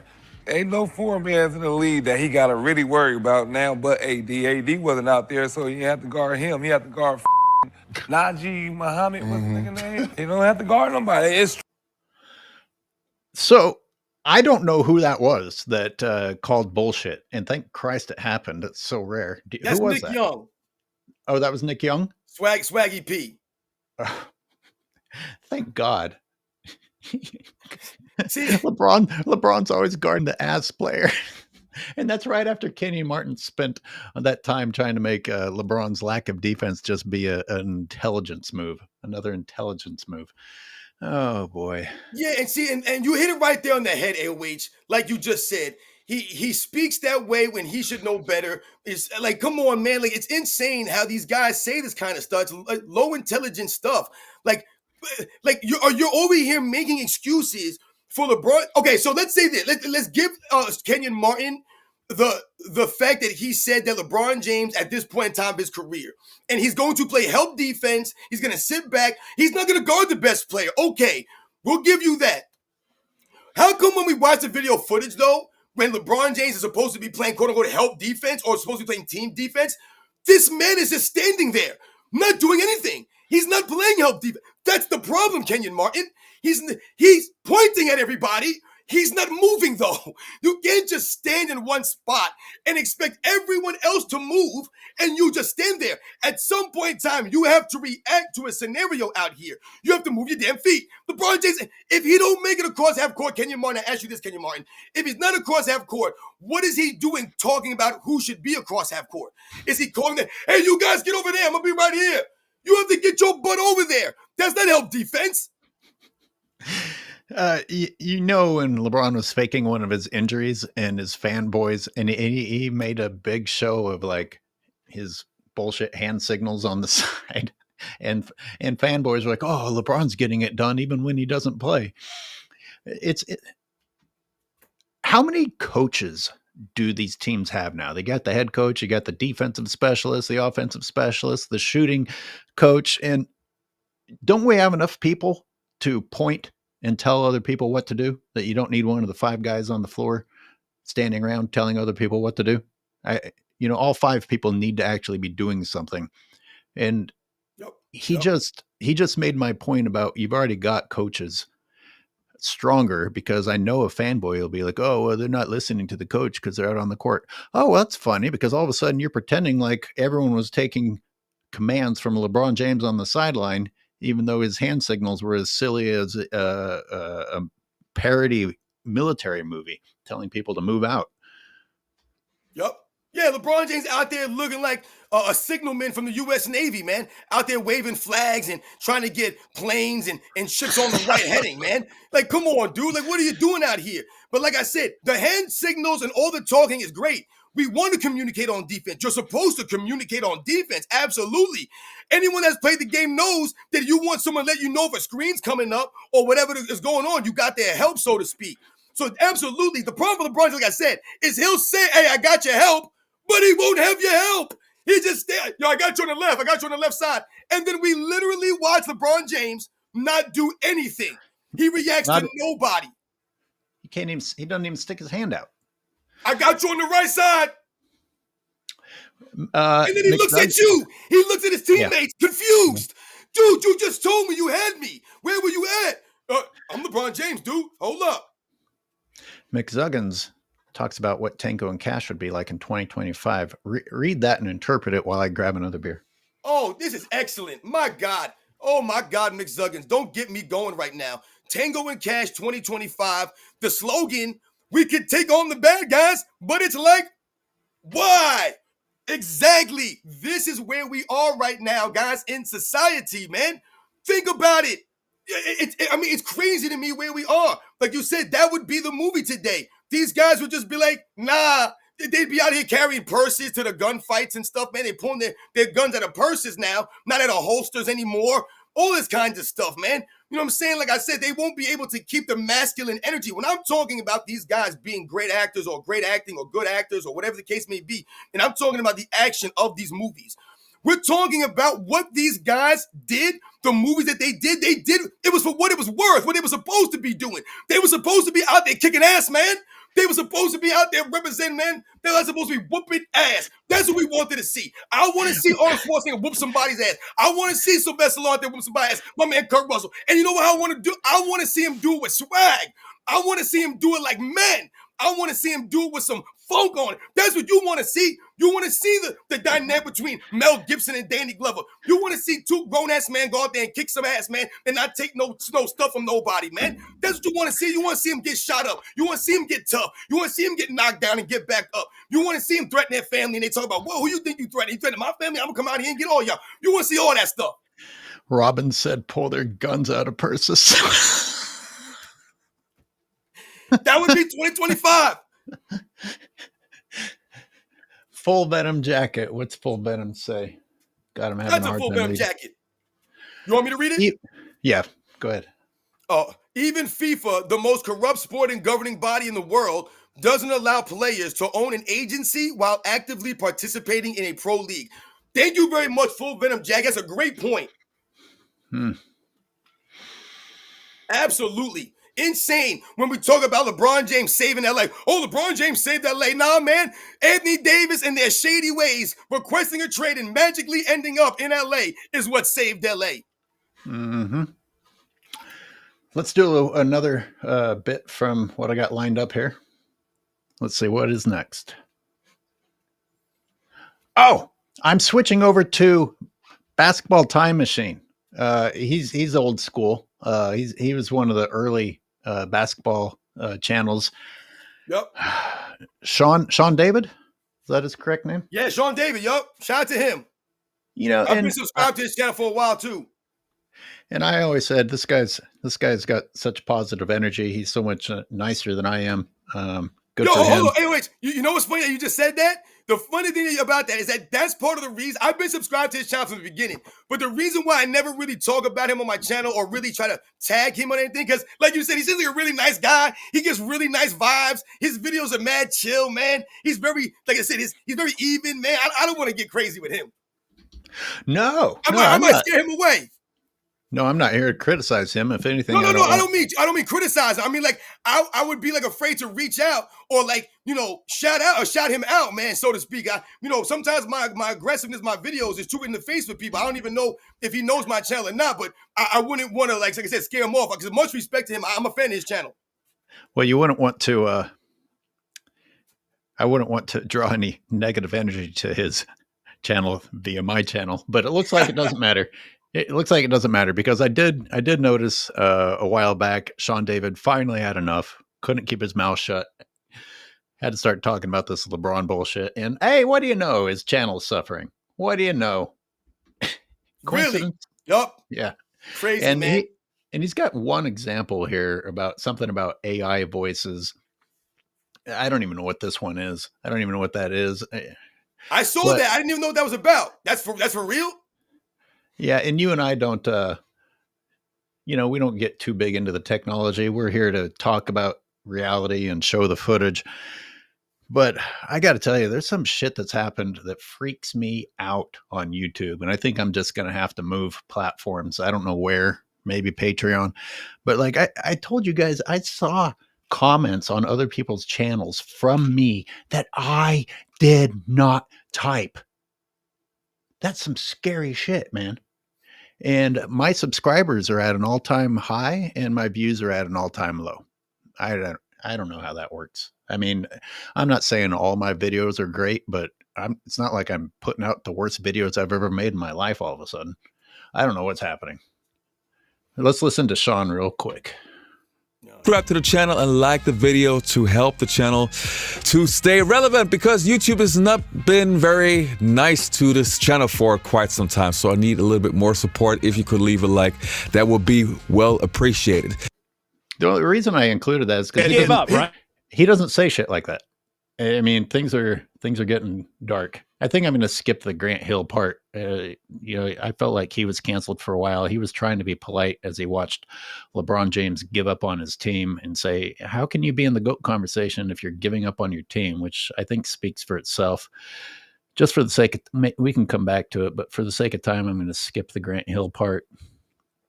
Are we ready to get, I didn't let you respond about Sean David. Did you say enough or?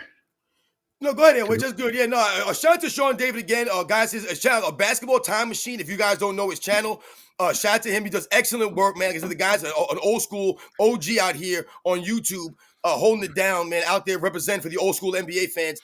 So shout out to him, man. Like I said, I hope that his channel is not being affected from none of this nonsense, man, because it's people like him that, like I said, really do quality content. Yeah, well, you can stop hoping because it is happening. Yeah, like I said, it's messed up, man. Because he's a good dude, man. Like I said, ever since I've been a subscribed to his channel for a while, man. And like I said, his videos are great, and he's a very even guy. Like I said, he doesn't out there with the nonsense. His videos are great, man, to the point. Well, he's not like the next people that I'm about to show, whose new way of making a living is clowning on other people, and a lot of this is stemming from the Kobe Bryant disrespect, and again. I've admitted many times that I wasn't the biggest Kobe fan, but like I just don't have especially with him being dead, this is not the time where I launch a campaign against Kobe. I don't understand how Kobe is in the crosshairs for these guys at all. Yep. Let's hear this clown McGrady. Okay. But if we take Bron, who he is now, with the athleticism, speed and everything, agility, and put him in that triangle, learning that, I think we're talking about. I don't think it's a question. Yeah, you couldn't. I don't think there's a question who the greatest player would be. When you look, what's the recurring theme? Everybody, what's the recurring theme of these clowns who get together? Rewriting history based on ifs. What might have been. Woulda, shoulda, coulda. It's so interesting. Oh, well, the triangle. The triangle was the unfair key to winning. How come everybody's not fucking running it then? Yep. If it's an unfair advantage, why isn't every goddamn team in the NBA running the triangle? Is that not a good enough basic question to start with to ask in a podcast, if you want to call these goddamn jokes podcasts? AOH, man, yo, you're on the money, man. Yo, it's crazy. What Tracy McGrady does right there, and I did a video on this very topic when he brings up the triangle offense. Essentially, what he's doing there is like he just said there. He's trying to make it seem as if, oh, it's only because of the system that Michael Jordan or Kobe was great. It's the system. If you put LeBron in that system, he's going to be the greatest of all time. So he's trying to, once again, he's not giving you any context here. That's insane for him to say that, because what he doesn't talk about is the sacrifice that those players had to make to play in that system. They had a sacrifice to play in that very system. Also, you're not mentioning the fact that Michael Jordan's one of the greatest players of all time. Kobe Bryant's one of the greatest players of all time. Like, these are not some regular guys that are being successful in the triangle. These are some of the greatest players of all time. When Phil Jackson brought the quote-unquote triangle to the New York Knicks, for 3 years, Phil Jackson, he brought the triangle. Remember, he brought Derek Fisher in, the triangle guy from the LA Lakers years. Derek Fisher was the head coach of the New York Knicks. Phil Jackson brought him in. Phil Jackson did all this stuff. He was there for 3 years. The Knicks never had a winning season. They couldn't even win 40 games with Phil Jackson there. Not even 40 games. So please, everyone spare me with the triangle stuff. And once again, not understanding that those guys sacrificed to play in that system. Leo, just to address this, you have notifications on too? Because people are telling me that they have notifications on and still don't get notified. You know, being subscribed isn't nearly enough. You know, these are things we learn as we go. But let's continue. If people are ready to hear the noise pollution coming out of this guy's mouth. Look at Bron and you look at Cole. Bron is the system. Mm-hmm. Do we agree with that? Bron is the system. Kobe played in a system. Can we define what the LeBron James system is? Go ahead, take a crack at it. What's the first thing that comes to your mind? What comes to my mind in a LeBron James system is LeBron James having to be the main ball handler, the main distributor, and the main shooter. When we think about those three aspects of the game, that really, once again, is the reason why his teammates are handcuffed. Because not only is LeBron James taking most of the shots, because every year that LeBron James plays, he takes the most shots on his team. But not only is he doing that, so you're taking the most shots, but you're also handling the ball the most. So you're handling the ball all the time, but also you're distributing the ball all the time. You have to do all of the aspects of offense, essentially. So that's what I think about in my mind. LeBron James standing there with the ball in his hands and everyone else having to feed and react off of LeBron James, which once again puts you at a disadvantage. You're reacting off LeBron James instead of reacting in an offense that you have a defined role in. This is what you're doing in a triangle. You have to be here. We're forming a triangle. I'm coming off the screen here. You have to be in this. Everyone has a role. So you're allowed to be great at your role because it's a consistent role. So you can be consistent. How are you going to be consistent when you're reacting to LeBron James on the court every game? Because you don't know if LeBron James is going to take 25 shots, if he's going to take 18 shots. You don't know if he's going to be on the money with the passes or he's going to be doing all these dumb passes and hitting people in the stands. You don't know what LeBron James, you don't know if he's going to pass you the ball with 3 seconds to go in the game with the clock running down. He might just do that to you. You have no clue. Oh, and it's insane. You don't know if he's going to do what Robin just said, dribble out the clock and then throw it to you to bail his ass out. Or if he's going to chuck up a 3 with 21 seconds on the shot clock and nowhere near the end of the game or the period. The LeBron system to me is have enough talent out there that you stay in the game despite having LeBron. I know that's pretty mean, but damn, the more I watch and break down his games, it's not good, people. It's not, because what you're noticing, AOH, you're highlighting the inconsistencies here. See, when you're inconsistent, sometimes over the course of your career, it becomes a blur sometimes. People don't remember the details necessarily. That's why I laugh when people talk about, oh, how long LeBron James is playing. This is not helping his career. Does anyone think his career is being helped? LeBron James can play 5 more years for all I care, man. This is insane. This is laughable to me. Oh, once again, like I said earlier, if he plays 5 more years, let's say, God forbid, but let's say he plays 5 more years, all that's doing is adding to the years that he hasn't won an MVP, that he's been terrible on defense, that he hasn't made it across half court multiple times in every one of these games. There hasn't been one game that you can point to over the last 5 years that you can say LeBron James made it across the court every single time. He just doesn't do it anymore, guys. He's consistently the person who's not on the other side. When I stop and I count, I'm like, oh, there's 4. I already know who's not there. I guess that's the LeBron system. That's leading by example right there. Leading 4 by 5. 4 on 5 is the LeBron system.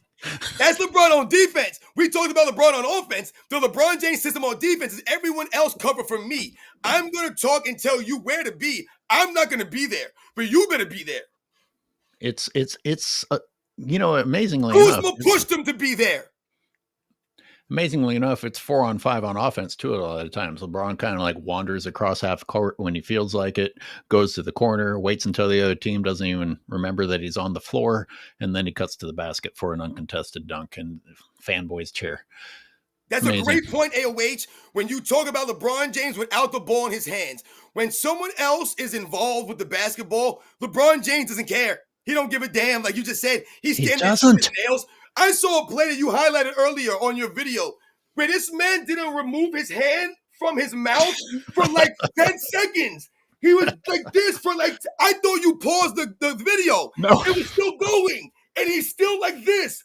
What are you doing? Because the ball's not in my hands. I don't got to do nothing. But Michael Jordan in the triangle system, he has to move around. He has to set screens for other guys. He has to be involved in the offense. He's not lollygagging all the time. Even if he's standing off to the side where it looks like he's not doing anything, he's there for a reason. He's not blowing on his hands. He's not wiping his chest every 2 seconds. He's not standing with his hands on his hips and not reacting. But you said, it's not helping his career. Well, it depends who you listen to, because according to Nick Wright, he can't hurt his legacy. Now, keep in mind, Nick Wright says that Jordan hurt his legacy with the Wizards and with ownership. He doesn't even have to be playing anymore, and Michael Jordan can hurt his legacy, but LeBron can play until he's fucking 90 and nothing's going to be a problem. Man, listen. Was Michael Jordan Air Jordan on the Wizards? Nah, he wasn't Air Jordan. He was still Michael Jordan, though. Don't you ever get it twisted. Anyone out there that want to try and knock Michael Jordan on the Wizards, man, Michael Jordan never lost the respect.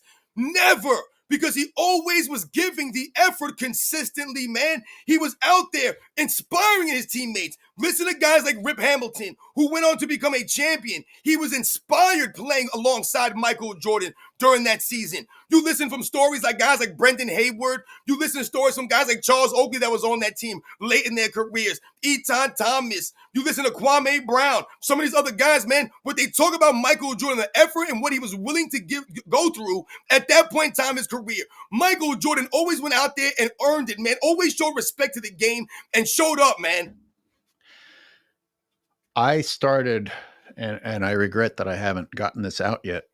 I have look at that comment. What do we got? Sorry, I'm searching for a file. They didn't make the playoffs with Wizards Jordan. Oh, well. But they won the same amount of games when LeBron James had 5 Hall of Famers. I don't know how they did that. Once again, we're talking about what Michael Jordan was doing on the court, man. It's not about the results. It's not about any of that. Michael Jordan wasn't coming back to win championships.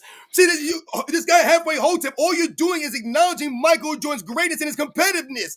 If Michael Jordan wanted to get some cheap championships, if he wanted to come back and make the quote-unquote playoffs, he could have came and played for the New Jersey Nets. They wanted him to play for the Lakers. They were actually talking about bringing Michael Jordan to play with Kobe and be, once again, a mentor to Kobe Bryant on that team. But Michael Jordan didn't want no cheap rings. He could have went and played for the San Antonio Spurs or one of these quality teams. He's Michael Jordan. He could have did whatever he wanted to do. He came back for the Wizards because there was a reason why he was coming back. It wasn't to make the playoffs. Michael Jordan is Michael Jordan. He went out there and once again represented. Yeah, LeBron James on super team after super team has managed to not make the playoffs. Does that matter? Word. I'd like to see what LeBron James could do with Popeye Jones. And remember, if they had a quote-unquote play-in tournament when Michael Jordan was on the Wizards, they would have made the play-in. Okay, so we talk about quote-unquote playoffs. Michael Jordan would have made the play-in. They had that BS when he was playing on the Wizards. We talking about playoffs? Playoffs.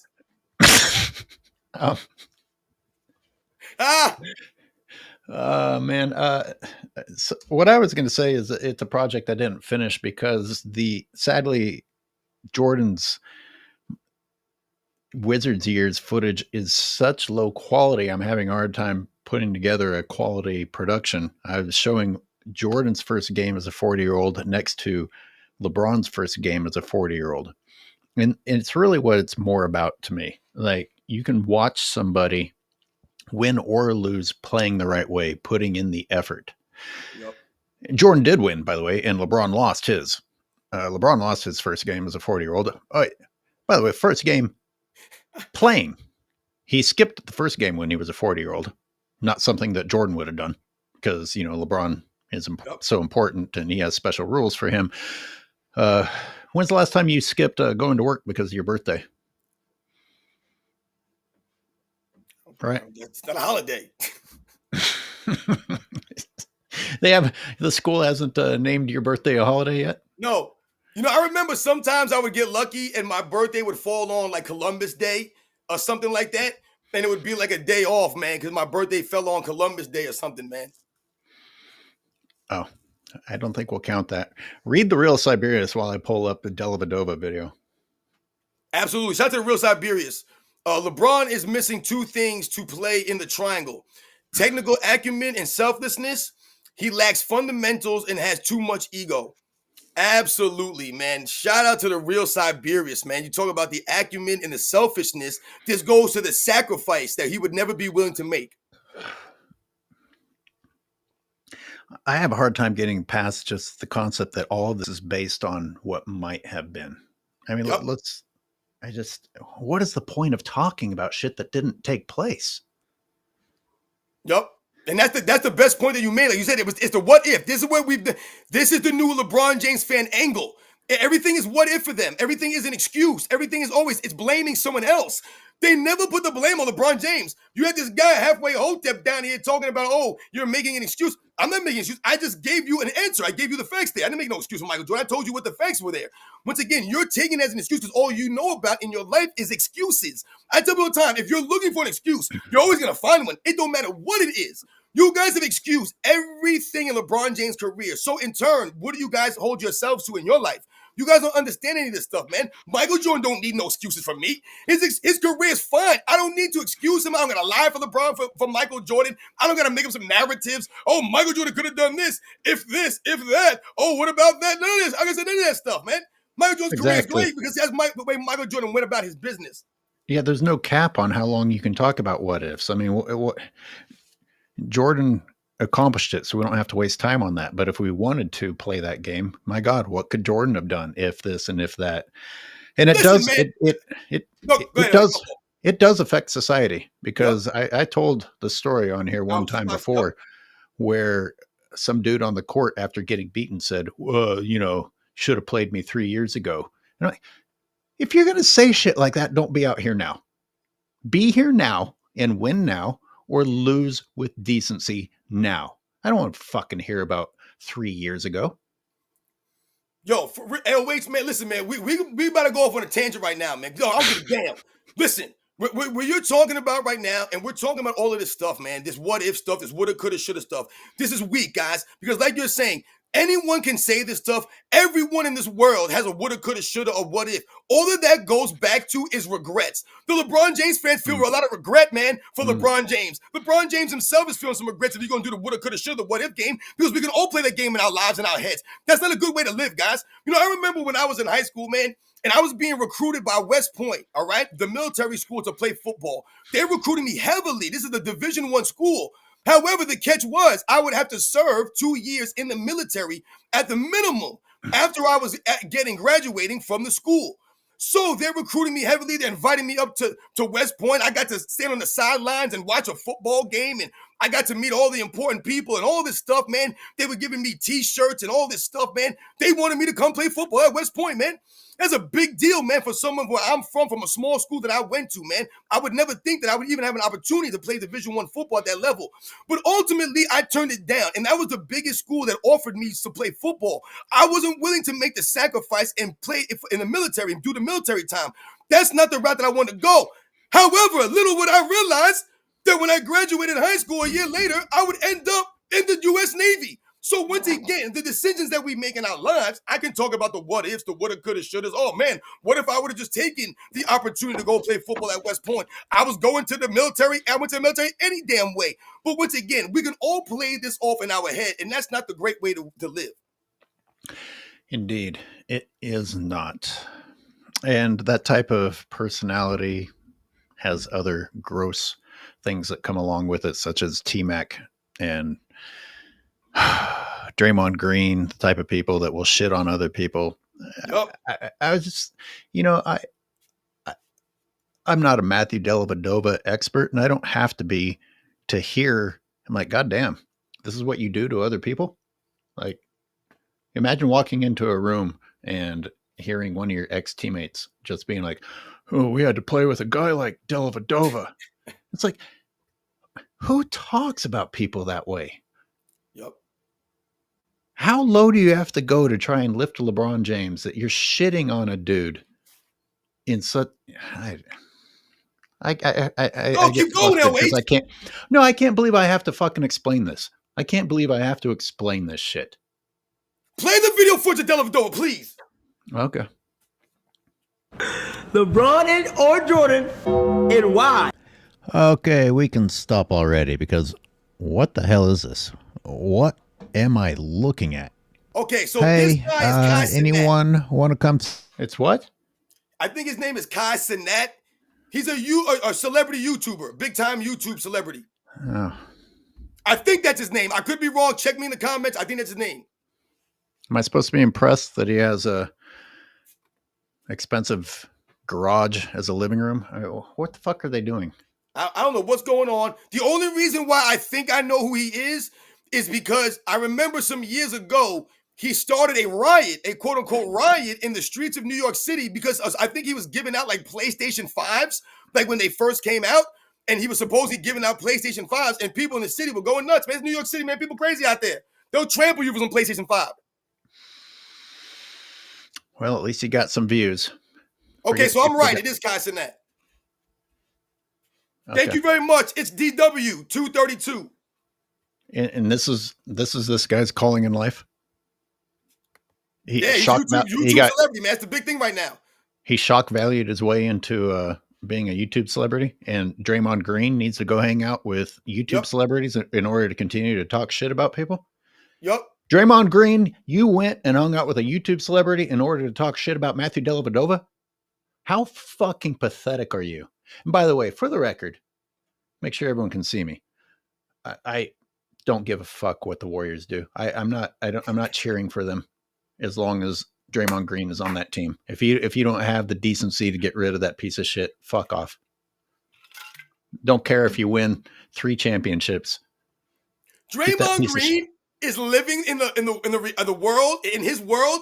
He's living as if he's the reason for the championships, when in reality, he contributed, but he also is probably the reason they lost a championship. So Draymond Green needs to come to terms with the actual reality of his career. He's a guy who essentially is the guys that LeBron James fans say he played with. You're one of the guys riding the coattails of another great player. You're the guy pumping yourself up to be in the realm of other great players. What's funny about these guys, they'll say that we're fans and we have no business talking about them because they play in the NBA or they played in the NBA. Oh, you guys are some dumb fans. You guys don't know the game, blah, blah, blah, blah, blah. If you want to have that view, okay, whatever, man. I think you're an idiot for having that view because you guys have already proven that you know less about the game than we do. Does anyone think that Kendrick Perkins know more about basketball than me or AOH? Come on, man, stop it right now. There was a guy named Ryan Hollins that used to be on ESPN. Do you think that fool knows more about the game than me and AOH? Does Colin Cowherd seem that he understands the game of basketball to you guys? This nigga Wright come across as a guy that knows the game better than me or you. But these guys are out here talking their stuff. And why? Because they have a degree or they play in the league? It's a nonsense, man. These guys are out here running their mouth. But they think that they can talk about guys that they're no business on the level being mentioned with. A lot of times they end up actually giving themselves away in their desperation to come up with a new story to defend LeBron James. It's like, well, wait a minute. What you just said actually makes everything worse if you think about it. But who the hell is thinking to themselves right now? Who at home is sitting there thinking, yeah, I can't wait for the next Draymond Green podcast episode to drop? Ain't no one thinking that hell. Who the hell wants to listen to Draymond Green? I don't know. Apparently he has a following. Yeah, bots. I hope you're right. I'm more afraid of the reality. Like look at the guys he's hanging out with. He's hanging out with some goofy kids. Man, no disrespect to Cass and that. I have no idea who this man is. No idea who that kid is. But he's a big goofy from what I've seen. Come on, man. He just showed us. Green hanging out with him? He just showed us who he is. Come on, man. I ain't hanging out with kids out here, man. His fans, that's what I tell you, man. LeBron James fans is kids. They a bunch of goofballs out here, man. Anyway, here's Cassinet recruiting, or Draymond Green recruiting people to go on the podcast. Come sit in a room and listen to me blabber for Clutch Sports. There's a sandwich in it for you. A sandwich? What do I have to do? You just sit there and agree with everything I say. We call it a podcast. Oh, LeBron's the GOAT. LeBron's the GOAT. You got your cheap plastic bottle of water there, Draymond, next to your fucking $100,000 watch. It's not a podcast unless someone's provided you with cheap plastic bottles of water. Have you noticed this shit? I know that this is a weird thing to talk about, but that's what you and I do. What the fuck is with every single show, a talk show, interview? Fucking, you got these anti-plastic conventions where the people on stage are being provided a bottle of water. It's like, are you gonna get dehydrated before the interview's over? Can you bring your own bottle of water with you? You have to everything up there is like nice and classy, and then you got this cheap piece of shit, unhealthy bottled water marketing campaign that shows how dumb you are that you would consume that in the first place. Oh God, man, that is a great observation, a classic AOH observation right there. Always a goddamn stupid cheap piece of plastic in the set. It's like, this is not classy. My girlfriend's job would get us hotel points, and she'd get to an upper tier and they'd hand us a bag of trash when we would check in. And I'd be like, you can keep your bag of fucking trash, a bunch of bullshit inside of it, largely consisting of a bottle of water that I wouldn't consume if you paid me to. Keep your bag of trash. Thanks a lot. Real classy. You really made us feel special with the bag of fucking trash as we checked in. Oh my God, I love it, AOH. I'm loving it right now, man. Listen, we're talking about trash and for trash content. You're getting zero content from these guys. Hey, zero value. If you want to spend an afternoon shitting on someone who's already a nobody, then here's your content. Fucking Delhi that Draymond Green couldn't score on. Do you have now we can feel official. He won 2 games in the NBA Finals with Delhi. And now we're celebrating winning 2 games. Matthew Dellavedova. I don't know who this clown is, but take Matthew Dellavedova's name out of your mouth. Me neither. Or Matthew may come dive at your knees. Like, he can win with guys like that. He can win with guys like that. Listen, if Delhi can play better defense than LeBron, I'll take Delhi. That clip's from 2015. That's 31-year-old Iguodala making LeBron James look like an idiot. No, really. He looks like an idiot. Man, it's so hard to win in this league, bro. To win with guys like that. MJ wasn't winning with Matthew Dellavedova. So we're back to Draymond Green, sitting in a room screaming like an idiot, complete and utter nonsense. Gee, it's been so long. Jordan ain't had them type of teammates. Let me tell you what Jordan's teammates didn't have. The burden of dealing with an immature clown like this, a so-called leader who I got to tell you, I'm getting tired of finding this as I go through the past games. He's always the most defeated looking guy on the team. Now let's go back to Donkey for a minute. Finds Green, posting up Dellavedova. Green shot. Oh, what happened, Donkey? I do believe that was the unmistakable sound of a brick. You couldn't score on this terrible, horrible, pathetic teammate of LeBron James? Anyway, the real reason I went back to Draymond Green, because he changed from saying winning 2 games with Dellavedova to just the general statement of winning with guys like Dellavedova. Number 1, it's just got to be so great to be a teammate of LeBron James, knowing that one way or another, you're going to get crapped on, and whatever you did accomplish will be diminished. What a great teammate to have, LeBron James. Number 2, however good or bad you want to argue that Dellavedova was, stop acting like he was like the number 2 option on the team. He was a backup. He was a backup. And that backup just stole the ball, and I'm sure they gave credit to LeBron on that play. And LeBron James did not win with Dellavedova. They lost the 2015 NBA Finals. The 2016 NBA Finals that the Cavs won, if you want to call cheating your freaking asses off winning, Dellavedova barely played. So stop acting like it was LeBron out there with homeless people that the league cruelly decided to make LeBron play alongside. You see what he did there. I don't know if it was intentional, but it's the type of thing where you just start saying things and you make it sound like this is actually what LeBron's teammate base was, and like this was the best that the Cavaliers recruited to the team. No. And in fact, if anything, LeBron proved that he wasn't good enough to carry a team that didn't have all of its starters. Yep. He just very, very niftily left out the fact that when Dellavedova and they were at their full strength and the Warriors were not at their full strength with missing Bogut, missing Draymond, Yep. that's when LeBron was able to win. Not carrying Dellavedova in 2016. Yep. That's a great point, AOH, that you're talking about the dynamic there with the injuries in 2016 versus the excuses they make in 2015. But we have to go back to Draymond Green attempting to post up Matthew Dellavedova. That was worse than Charles Barkley's infamous golf swing. That was one of the most disgusting post-up attempts. And right there, this video footage, that right there is why we laugh at Draymond Green playing in the 80s and the 90s, guys. That man is not a power forward. That man would not be able to play with the real power forwards of that era. He would not be in the NBA with that kind of game, man. He has no game, Draymond Green. You cannot post a Matthew Dellavedova. Here it comes. Draymond has the size advantage on Dellavedova, by the way. And like LeBron, that's still not enough. You need more advantages.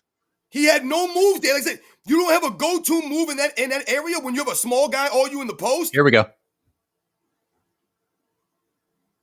Like, what kind of shot was that?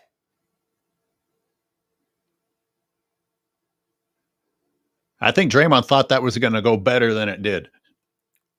And once again, why did they do that? Because in their mind, they're thinking, oh, we have an advantage here.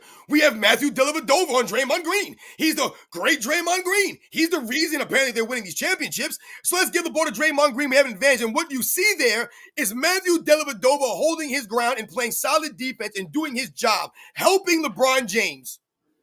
Yep. You want to continue? You're telling me Draymond Green's going to go against Dennis Rodman? I mean, depends which podcast you listen to. Because he's going against Karl Malone, Charles Barkley, Jerome Kersey, Buck Williams, Larry Nance, Kevin McHale, Larry Johnson. Are you kidding me? Let's catch up with some supers. I think I missed a few, but I put them up on the screen. And here's Cameron Peterson. Strong men create good times create weak men create bad times. Pretty much society in a nutshell since the world wars. people have used this quote on this channel before today, and indeed, LeBron James and this era of basketball players are the basketball equivalent of the societal quote that was just used here. Think about what Cameron Peterson is talking about here, man. This is the stuff that I always talk about, man, on here. We have to understand and remember that we are in the softest version of Earth, guys. The men that lived previous to us, they were harder than us, guys. They were tougher than us. And why were they? Because they had to be. They were forced to live these harsh lives, a lot of these people, man. No matter what walk of life we're talking about, life was just harder, man. Back in the day, you talk about all of this stuff, man. Look at how we are now. Look at how things are going now. It's not the same. When you think about it. Guys today can't even play and be podcasters. Paul George can't stay on the court. I got to take a break from the podcast to focus on basketball. Meanwhile, these grown-ass men back in the day, they were fighting in the Korean War. These guys were leaving for the Marines, fighting in a war, and then not playing basketball. These guys came up to a podcast. They're knocking those grown men for working real jobs, doing real manual labor, blue-collar work in the off-season. They're knocking them for those guys. These guys couldn't do that. They couldn't work a full-time job and play basketball for fun. They couldn't do that. It's a weird thing to knock somebody for. It's a reflection of the materialistic society. Scott Holder with a super chat makes some points about the importance of Bogut being out. And, you talked earlier in the show about the mindset of attacking the paint when there might be contact there waiting for you. And LeBron doesn't want it. LeBron may play the bully and use his size a lot, but only when he's not going to be at the receiving end. And Bogut being gone was a big, big deal. Yeah. Andrew Bogut is what we were talking about. He has a quote-unquote reputation of being a rim protector. That's a reputation that Andrew Bogut developed. He wasn't an all-time great or one of the greatest defensive players of all time, but he was known for being a guy that would contest you at the rim, and he had the long arms and the size to do it. Let's see. I see. The real Siberius. Mock offense. AOH, I'm horribly offended. Don't you dare insult Donkey. By comparing him to Draymond Donkey. Donkey is a stallion in comparison to Draymond. Donkey was a great character. Yeah. Shout out to Eddie Murphy. Shout out to Eddie Murphy. Very talented Eddie Murphy. The great Eddie Murphy. Jesus. That guy had a career and a half, didn't he? That guy's amazing, man. You talk about talent, man. Shout out to Eddie Murphy, man, for real. Just think about the energy. So many movies that he played multiple characters. The energy that would require. For real, man. That's insane, man. Like I said, I've always enjoyed Eddie Murphy's movies. So like I said, shout out to the great Eddie Murphy, man, and like I said, all the joy that he's giving people out there in his movies, man. Did you like his buckwheat or on SNL? Yeah, hell yeah, man. And listen, man, I like Eddie Murphy's Gumby. His Gumby is great to me on there. He's got a lot of great skits, and like I said, a lot of great movies. Even Norbit. Norbit is one of my favorite Eddie Murphy movies. Shout out to my man Ghetto C the Don in the chat. Shout out Norbit in the chat. Norbit, one of my favorite Eddie Murphy movies I've recently. Where once again he plays multiple characters.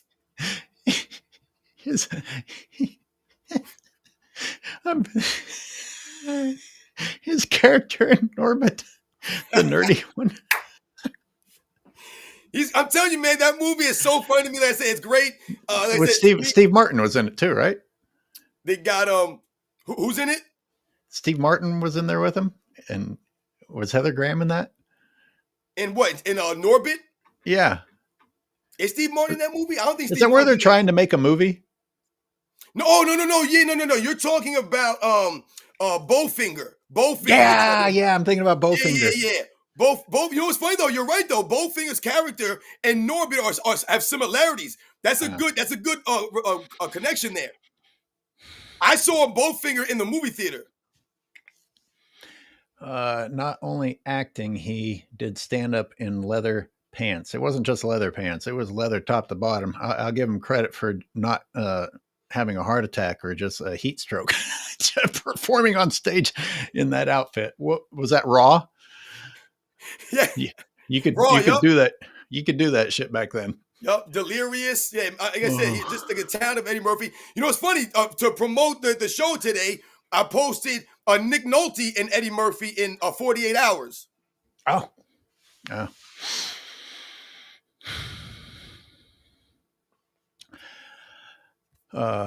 Who did I miss? Shout to Dan Morgan, man. Harlem Nights, another great movie. All the legends are in Harlem Nights. You're talking about Richard Pryor, once again, the great Richard Pryor, man. Red Fox, another legend. Red Fox. I mean, Yep. Robin, what's his name? Robin Harris. They had what's his name in that movie too? The other guy. They have everyone in that. Della Reese is in that. You have everybody in that movie, man. Fucking Arsenio Hall was in that. Arsenio Hall, right? Arsenio Hall's in that movie. Yeah, man. His brother, Eddie Murphy, Charlie Murphy's in that movie. They got everybody in that movie, man. That movie's great, man. I love that movie. Oh, Charlie Murphy was in that? I gotta go rewatch. Yeah, Charlie Murphy's in it. He's in a small role. He's one of the guys there. Draymond, triple single green. That's rise above anything. Yup, triple single green. Exactly. Is that supposedly what got Jordan Poole punched? The triple single comment, or the what was it? Really? I don't know. He was talking about Draymond's amazing reputation of setting screens and having triple singles must have really gotten the women, and then there came the punch.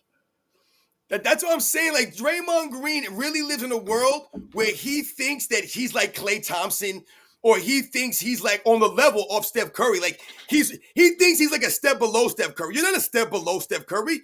You're a whole building below Steph Curry, man. So let's see, Robin, we might be wrapping up. Yeah. It was a great show, man. It was a great show. It was a great day today. Like I said, man, I coached my first flag football game today, my son's flag football game, the 8-year-olds, and they won the first game, even though, it's never always about the winning, at this point in time. But it was a great time to be out there with the kids, man, having fun, man. And once again, man, shout out to everybody in the chat that came through. It means a lot. Like I said, that you guys are always coming through. You know that they continue to mess with a lot of our channels. I always tell you guys, I'm never here for the money or the fame, but understand, man, the support that you guys give us, it really does help, and it matters. Because like I said, the fact that we keep coming back is also not just because me and AOH want to hang out and talk to each other on here, but because you guys are here with us, engaging with us. You guys are part of the show. You guys are part of our channels. So thank you very much. Like I said, you guys are continuing to roll with us, and we must continue to stand up and set the record straight, man. AOH, man, enjoy the rest of your weekend, man. It was great to see you again. I hope you guys have a great one. We'll catch up on afterwards the show, man. Everybody, you guys are good, man. We'll catch you guys on the next one. Thanks, everyone. We appreciate you being here.